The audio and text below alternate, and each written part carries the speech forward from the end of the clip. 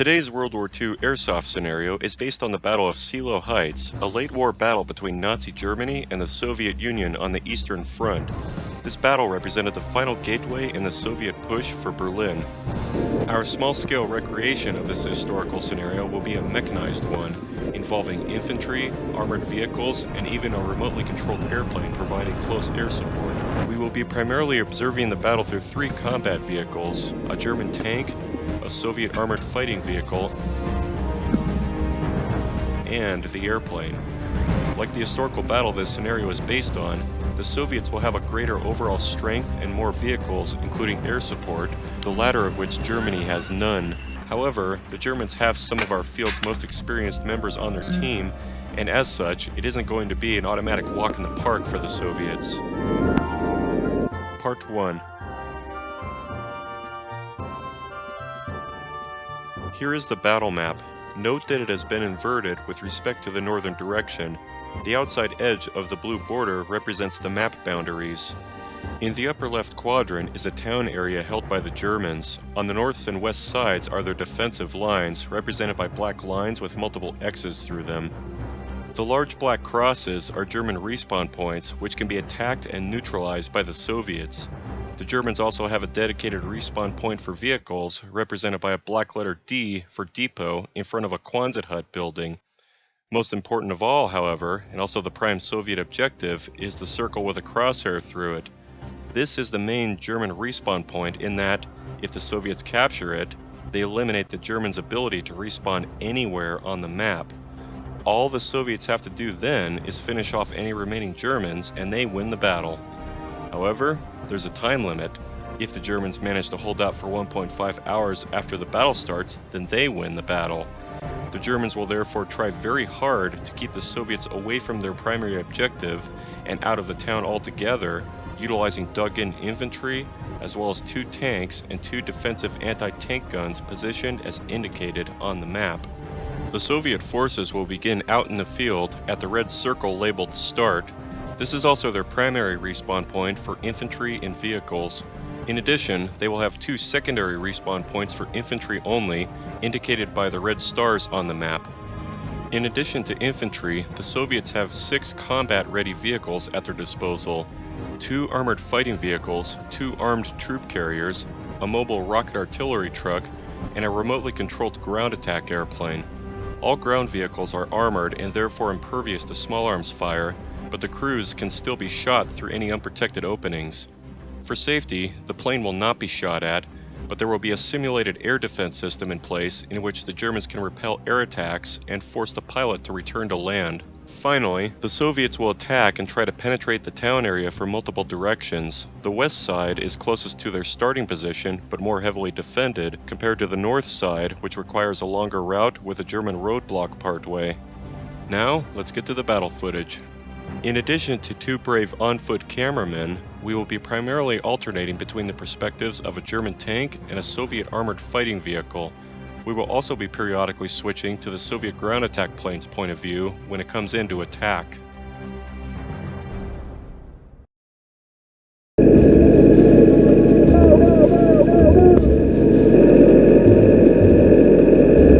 The battle begins. Soviet vehicles immediately begin splitting up to attack both town fronts.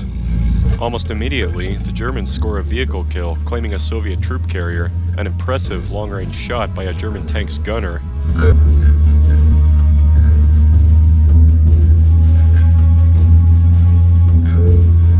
The projectile is a soft foam rocket. It's launched through the tank's barrel via compressed air. The other German tank fires tennis balls using black powder as a propellant. This tank contends with the remaining troop carrier. The tank's main gun has difficulty hitting fast-moving targets, and the Soviet driver knows this. He tries to get behind the tank, where there's a gap in the armor.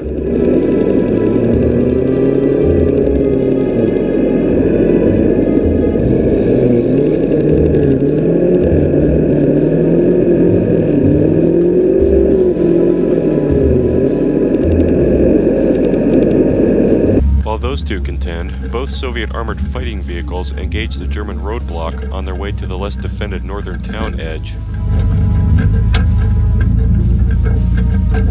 This Soviet vehicle has a main gun similar to the German tanks. Both launch tennis balls using gunpowder as a propellant. Among its own weapons, the camera vehicle launches firecrackers as grenades.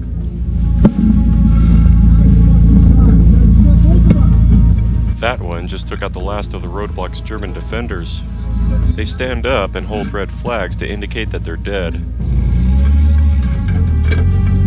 A Soviet steps out of the lead vehicle and clears an opening through the roadblock. Both Soviet armored fighting vehicles continue on for the northern town area.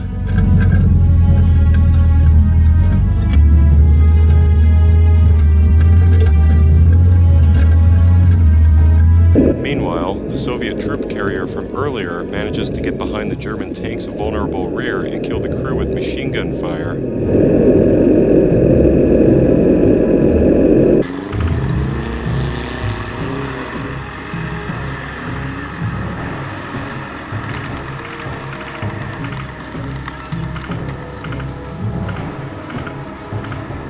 The vehicle passes in front, seemingly mocking its slain victim.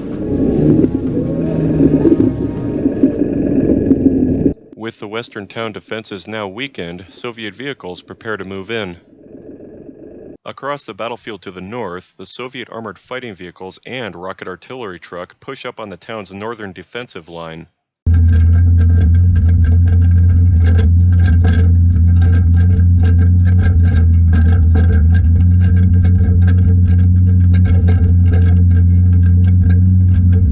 The Germans fire an airburst grenade at them. The primary Soviet objective is just ahead. Within this structure, a large German anti-tank gun sits atop it, ready to defend. The Katyusha rocket artillery truck drops off a soldier and prepares to provide support fire. Meanwhile, the large German anti-tank gun takes a shot at the lead Soviet vehicle. The targeted vehicle backs up defensively.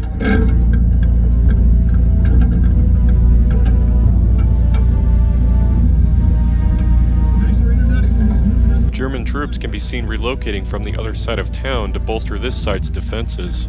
From behind this abandoned vehicle, one of them fires an anti-tank Panzerfaust at the Katyusha.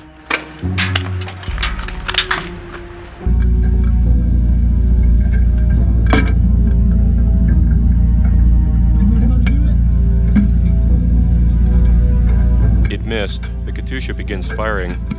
In place of actual rockets, it has a row of firecracker-launching mortar tubes behind the cab.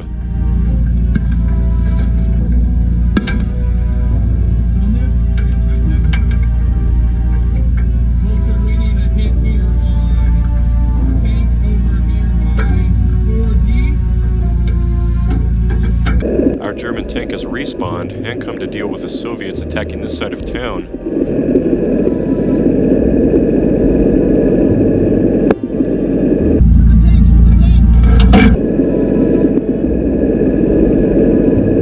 Shot misses, but the Katyusha's driver decides to hightail it out of there. The lead Soviet fighting vehicle retreats as well. The camera vehicle fires armor-piercing rounds from its own small anti-tank gun at the enemy armor, but the rounds fall short.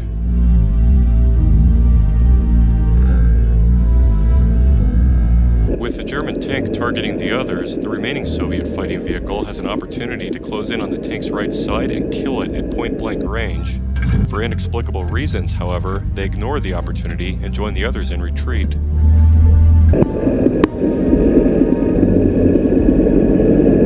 The German tank now targets them.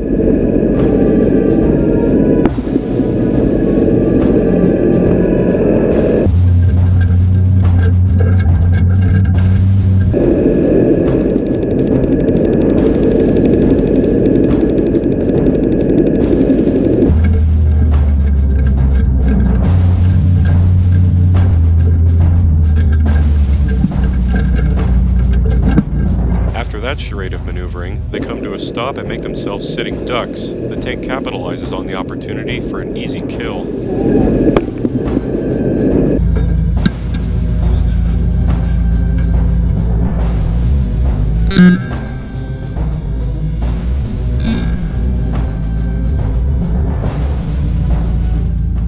orange flag indicates the vehicle is destroyed. Having repelled the Soviet attack, the tank makes its way back to its original defensive position. Another destroyed Soviet vehicle, the troop carrier from earlier, displays its orange flag. It apparently got taken out while assaulting from the other side of the town area. The Soviets came close in this first attack but didn't quite get a foothold in. The tank gets ambushed by a mechanized soldier wielding a portable anti-tank cannon.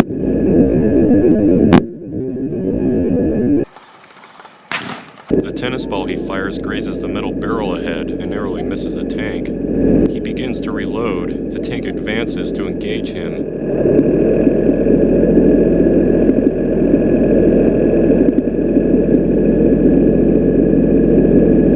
The tank's secondary gunner suppresses the enemy soldier with machine gun fire.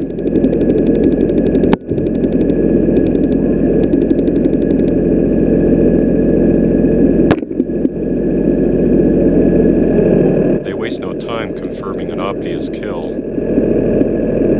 Meanwhile, as the majority of the Soviets regroup at their original starting point, their air support finally appears overhead for the first time.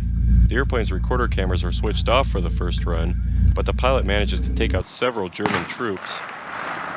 Airplane coming in! Here! Hey! Target!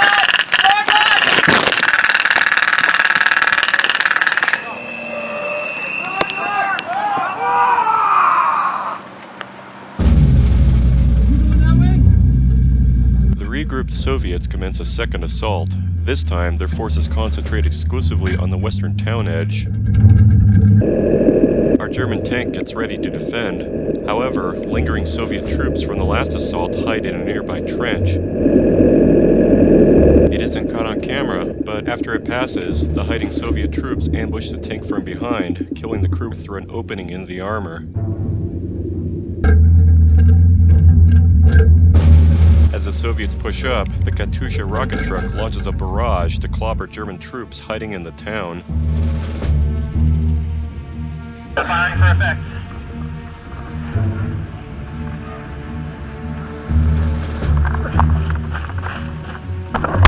Infantry push off and in.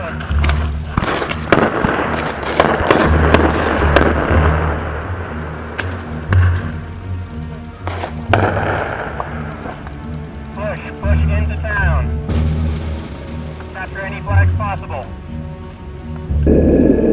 Having since respawned, our German tank defends against Russian mechanized forces now south of the town.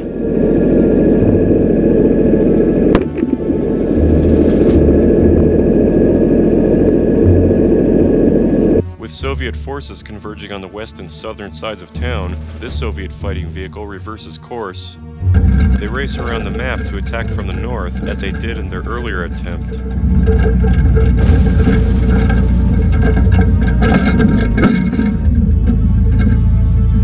Little do they know, however, our German tank has just helped push back the forces it was just engaging. German troops can be seen moving to reinforce their defenses as the tank pushes back up to its initial position.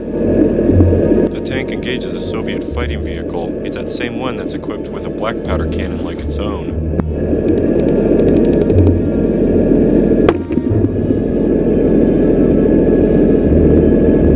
While they fight, the Soviet plane arrives for another airstrike.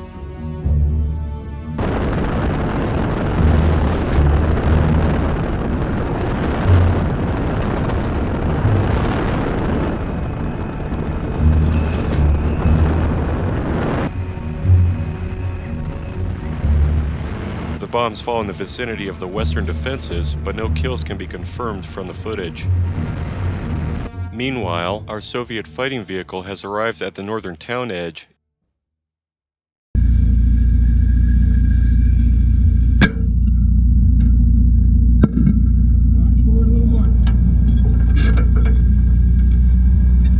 It lobs airburst grenades at the German defenses.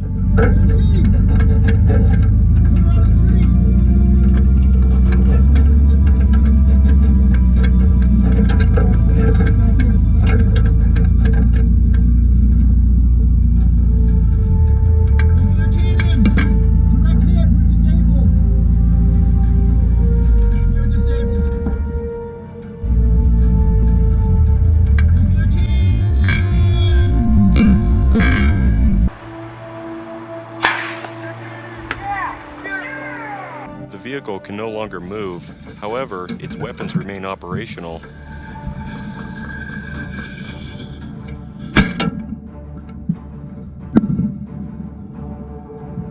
The grenade kills several enemy soldiers, including the anti-tank gun crew that just disabled them. Alright, bail out, bail out. Wolf 1 attacking the cannon on top. Bail out. Bail out. The driver bails out on foot. Yep, you bail out. Push with it. The gunner targets an enemy machine gunner, whose white rounds can be seen bouncing off the vehicle's frontal armor. He attempts to launch a grenade at the German, but, to his frustration, the fuse extinguishes before it fires. Are you kidding me? Meanwhile, our German tank continues its duel with the Soviet fighting vehicle west of town.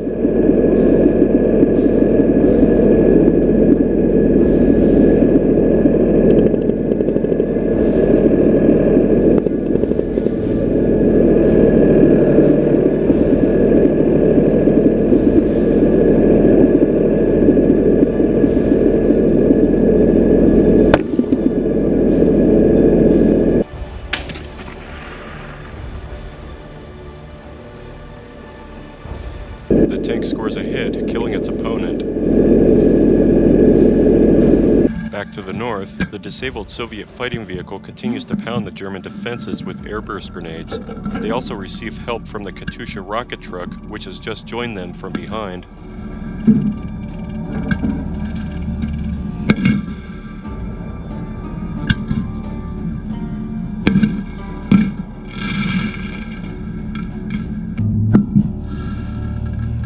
Alright, radio in. We need everybody that can get back here to get back here.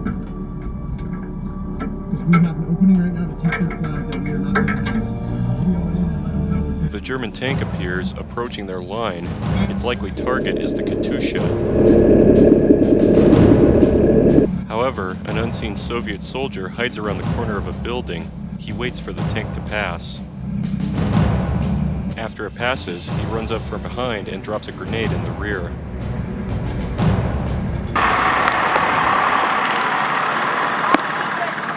The crew is dead.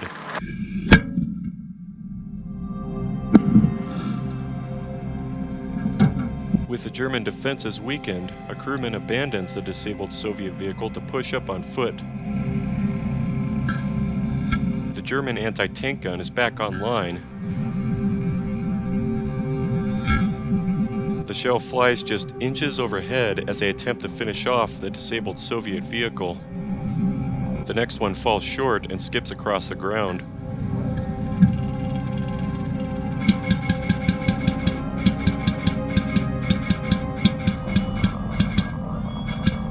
Another Soviet airstrike is inbound from the south.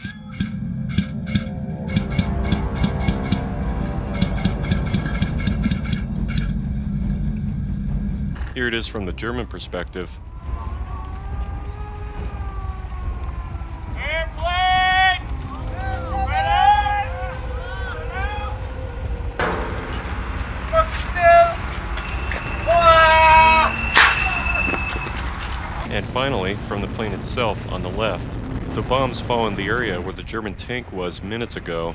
The pilot was ordered via radio to drop bombs there, but not updated when the target was destroyed. One German soldier was killed by proximity to the hypothetical blast, however. Having respawned, the second Soviet fighting vehicle joins in from the north.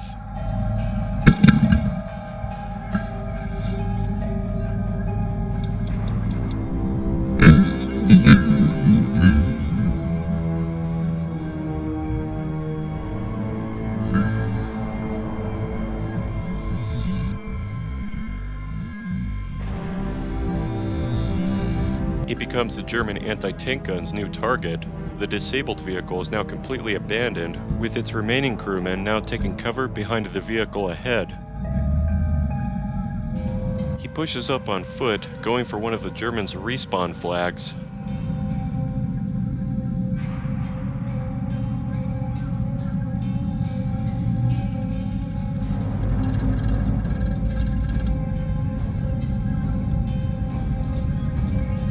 He knocks down the flag. He then gets killed, but the Germans can no longer respawn there.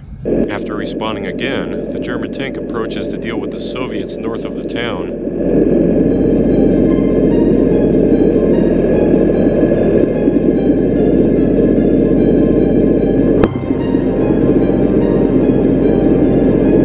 The second tank joins in to help fend off the Soviets to the north.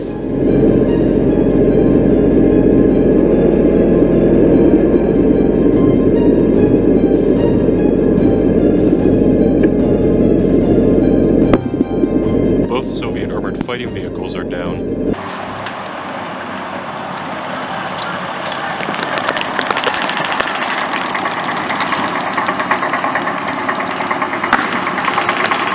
Another Soviet soldier waits to ambush this tank from the same spot as the last one.